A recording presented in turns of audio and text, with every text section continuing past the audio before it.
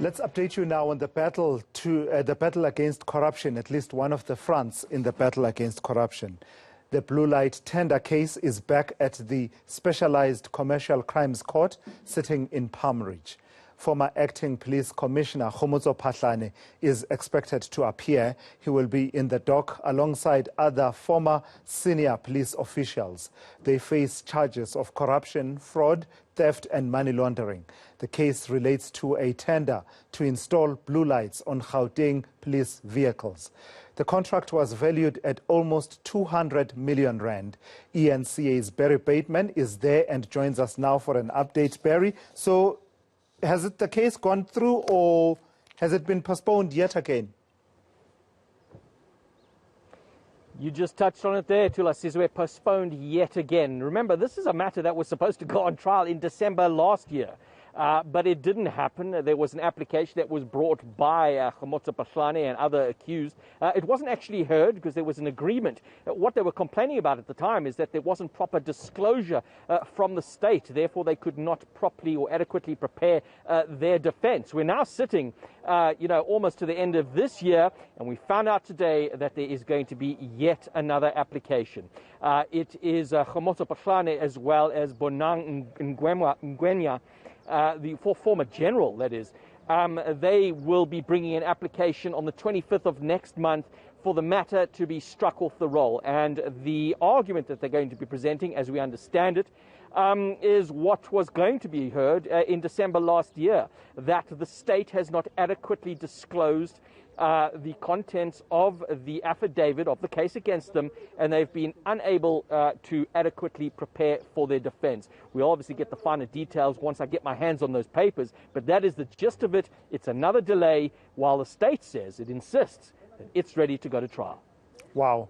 So at this point, Barry, I suppose it's about setting processes for the pre-trial, is it not? Because, it's at the pre-trial stage that the two sides are able to share the various details. And to their credit, the defense are not completely off the mark when they say, how can we answer to charges whose specific details we don't know? What are you accusing us of? It's not in the realm of the unthinkable and the impossible within the cause of a case such as that one. No, you're quite right. We're actually not quite to that pre-trial phase. We've gone through the discovery process. It was put on the record today by some of the defense that the state's contention that we are ready for pre-trial meetings and preparing for this matter to actually be heard couldn't be further from the truth. The defense insisting that we're getting to a stage now where they're also going to bring an application, assuming that this one doesn't go through, of further particulars, which you understand is they want further details, the particularities of the charges against the accused. What they're accusing the state of is not playing open cards, of not being fair. They're alleging that there is an injustice here. One of the sticking points appears to be hard drives. Now, if you recall the last appearance, which was in June, it was postponed to allow the accused and their teams to have a look at the evidence which was contained on hard drives. What we heard today, apparently there's continuing a difficulty on accessing those hard drives, that apparently there is documentation or there's evidence on these hard drives that remain encrypted.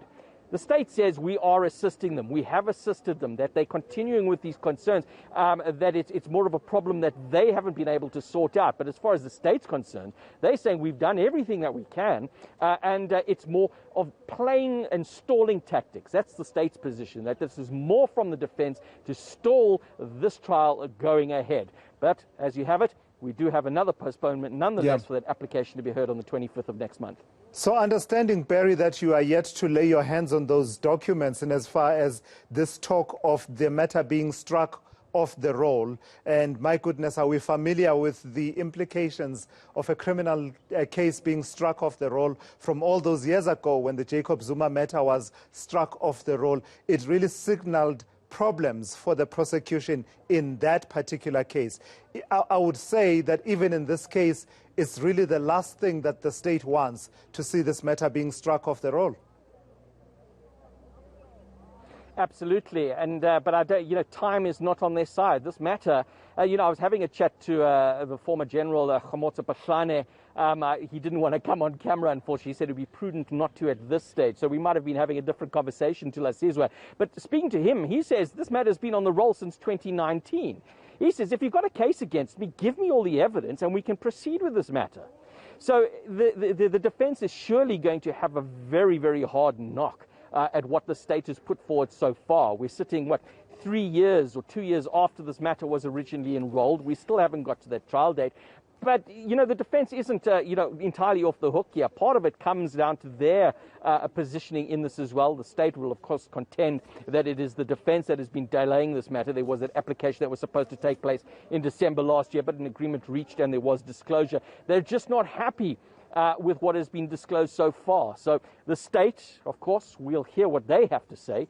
But in terms of a time frame, we're sitting since 2019 in this court. It doesn't certainly look on the state's favor. All right, thank you for that. That's eNCA's Barry Bateman out at the Palm Ridge Magistrates Court, where the Specialized Commercial Crimes Court is sitting in that matter known as the Blue Light Tender case involving the former acting police commissioner, Khomotso Phahlane.